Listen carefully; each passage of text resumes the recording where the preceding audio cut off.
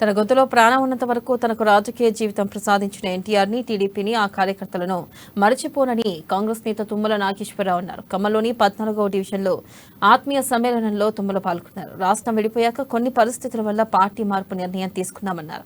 అందరికీ మంచి చేసే నిర్ణయాలు తీసుకుంటానని అన్నారు. కాబట్టి నేను భవిష్యత్తులో కూడా పాత పద్ధతుల్లోనే అభివృద్ధి కార్యక్రమాలకి నాకు అవకాశం వచ్చినప్పుడల్లా ఖమ్మం జిల్లాతో పాటు నేనున్నటువంటి ప్రభుత్వంలో రాష్ట్ర అభివృద్ధికి, ఆయా ప్రాంత ప్రజలకి సుఖ సంతోషాలతో ఇవ్వడానికి, ఆనందంగా ఉండడానికి ఏం అవసరమో వాళ్ళ అవసరాలు తెలుసుకోవడానికే ప్రయత్నం చేస్తాను తప్ప వాళ్ళని నిర్బంధించడానికో, బాధ పెట్టడానికో, బెదిరించడానికో నా జీవితంలో రాజకీయం చెయ్యను అని చెప్పి మీకు ఈ సందర్భంగా మనం చేస్తాను. అందుకని నన్ను ఈరోజు ఏ పార్టీ ఆహ్వానించినా, ఏ ప్రాంతం ఆహ్వానించినా ఆయన కాబట్టి మనకి మేలు జరుగుతుంది, మన పిల్లల భవిష్యత్తు బంగారు భవిష్యత్తుగా ఉంటుంది. కాబట్టి ఆయన ఆశీర్వదించాలని చెప్పి ఈరోజు ఖమ్మం నియోజకవర్గ ప్రజలు